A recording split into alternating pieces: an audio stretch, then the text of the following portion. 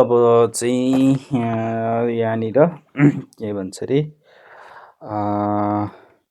इकाइ 2 को question number 5 इकाइ 2 क्वेसन नम्बर 5 मा दिएको what do you mean by simple survey describe the types of simple survey भनेको छ। नमुना सर्वेक्षण भनेको के हो र त्यसको प्रकारहरूको बारेमा चाहिँ यहाँनिर बुझ्नुपर्ने हुन्छ। हामीले योभन्दा अगाडिसम्म 4वटा क्वेसन इकाइ 2बाट कभर गर्यौँ। अब योसँग 5वटा हुन्छ। यो 5वटा सके पछाडि अब इकाइ 3मा जान्छौँ। यसो 5वटा गरेरै हामीले क्वेसन कभर गर्ने गरेको छौँ। अब यसमा अरू पनि छन् क्वेसन त, तर 5वटा गरेर जब 8वटामा 40वटा क्वेसन कभर गरेर त्यस पछाडि अरू हेरौँ न। पहिला मेनली चाहिँ सबै पाठ कभर गर्नको लागि चाहिँ 5वटा क्वेसन कभर गरियो। अब यसमा तयार पारिएकोमा सिम्पल सर्वेको प्रकार महत्त्व पनि छ केही, अनि प्रकारहरू भइहाल्यो। र यो भनेको के हो, पहिला यो च्याट जिपिटीले जिमिनीले दिएकोलाई सरसर्ती सुनेर अनि परीक्षामा राम्रो अङ्क ल्याउनका लागि उत्तरलाई बुदागत र स्पष्ट रूपमा लेख्नुपर्ने हुन्छ। दिइएको पाठ्य सामग्रीको आधारमा परीक्षाको लागि तयार पारिएको उत्कृष्ट उत्तर तल प्रस्तुत गरिएको छ। नमुना सर्वेक्षण स्याम्पल सर्वे भन्नाले के बुझिन्छ? कुनै पनि स्थानको कुल जनसङ्ख्यालाई प्रतिनिधित्व गर्ने गरी छानिएका घर परिवार तथा व्यक्तिहरूको विस्तृत विवरणहरू सङ्कलन गर्ने कार्यलाई नमुना सर्वेक्षण भनिन्छ। यसका मुख्य विशेषता र महत्त्वहरू: 2. जनगणना बीचको जनसङ्ख्या तथ्याङ्कको अभाव एवं पञ्जीकरण प्रणालीमा रहेका त्रुटि र अपर्याप्ततालाई पूर्ति गर्न यसको ठूलो उपयोगिता रहन्छ।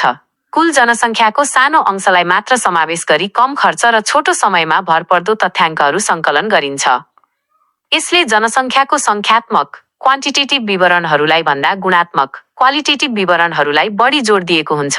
यस्तो सर्वेक्षणमा तालिम प्राप्त दक्ष गणक तथा विस्तृत र होसियारीपूर्वक तयार पारिएको प्रश्नावली प्रयोग गरेर सूचनाहरू सङ्कलन गरिन्छ। नेपालमा 2033 सालदेखि नै यस्तो नमुना सर्वेक्षणबाट तथ्याङ्क सङ्कलन गर्ने प्रयासहरू भएका छन्। नमुना सर्वेक्षणका प्रकारहरू: टाइप्स अफ स्याम्पल सर्वे। सामान्यतया नमुना सर्वेक्षण 2 प्रकारबाट लिन सकिन्छ। 1. नियमित रूपमा लिइने नमुना सर्वेक्षण लङ्गिट्युडिनल स्याम्पल सर्वे। यसलाई मल्टी राउन्ड वा टाइम सिरिज सर्वे पनि भनिन्छ। यो सर्वेक्षण निश्चित समयको अन्तरालमा पटक पटक गरिन्छ। अध्ययन गर्न लागेको विषयवस्तुमा समयको परिवर्तनसँगै कस्ता परिवर्तनहरू आए भन्ने कुरा थाहा पाउन यस्तो सर्वेक्षण गरिन्छ।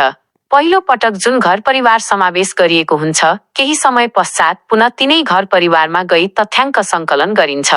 यस्तो सर्वेक्षणको समय अवधि 6 महिनादेखि 3 वर्षसम्मको हुन सक्दछ। यसबाट 2 सर्वेक्षण समयको अन्तरमा जनसाङ्ख्यिक र अन्य पक्षमा कस्ता परिवर्तन आए थाहा पाउन सकिन्छ। 2. आवधिक रूपमा लिइने नमुना सर्वेक्षण क्रस सेक्सनल स्याम्पल सर्वे। कुनै निश्चित समयमा एकमात्र सर्वेक्षण गरी त्यसबाट प्राप्त सूचनाको आधारमा तथ्याङ्कको विश्लेषण गरिन्छ। यसलाई सिङ्गल राउन्ड सर्वे भनिन्छ। यो सर्वेक्षण एकपटक मात्र लिइन्छ र पुनः अर्को पटक त्यही घर परिवारको सर्वेक्षण गरिँदैन। ओके, यसमा चाहिँ स्याम्पल सर्वे, यसमा चाहिँ के भन्छ नमुना सर्वेक्षण स्याम्पल सर्वे भन्नाले के बुझिन्छ भनेर पहिला त्यो बुझ्नु पर्यो। त्यस पछाडि यसको महत्त्व अनि प्रकार 2टा प्रकार छन् है त।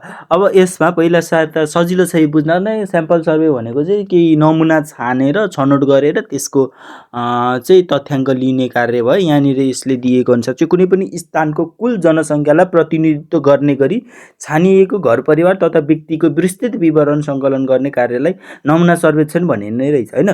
जस्तो यहाँनिर चाहिँ पुरै जनसङ्ख्यालाई आधार नमानेर चाहिँ त्यसमा चाहिँ केही जनसङ्ख्यालाई त्यो होल जनसङ्ख्यालाई प्रतिनिधित्व गर्ने गरी चाहिँ छानेका परिवार अथवा व्यक्तिहरूबाट चाहिँ विवरण सङ्कलन गर्ने कार्य रहेछ नमुना सर्वेक्षण भनेको चाहिँ हैन। स्याम्पल सर्वे भनेको चाहिँ स्याम्पलको रूपमा चाहिँ हामीले गर्नुपर्ने रहेछ, त्यो रहेछ।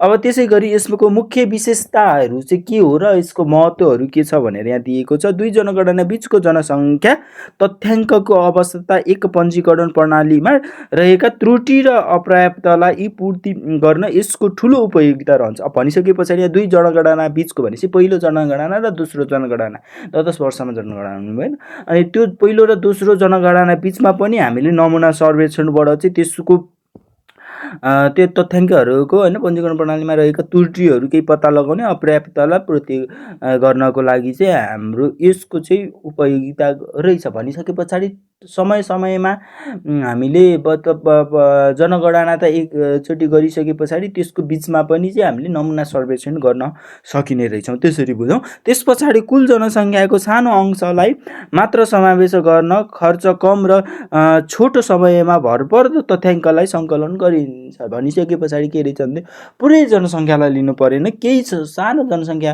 होइन त्यो जनसङ्ख्या के भन्छ होल जनसङ्ख्याको थोरै जनसङ्ख्यामा चाहिँ नमुना सर्वेक्षण गरेर खर्च कम गर्ने, समय छोटो समयमा पनि त्यसबाट के भन्छ तथ्याङ्कहरू सङ्कलन गर्न सकिने भयो।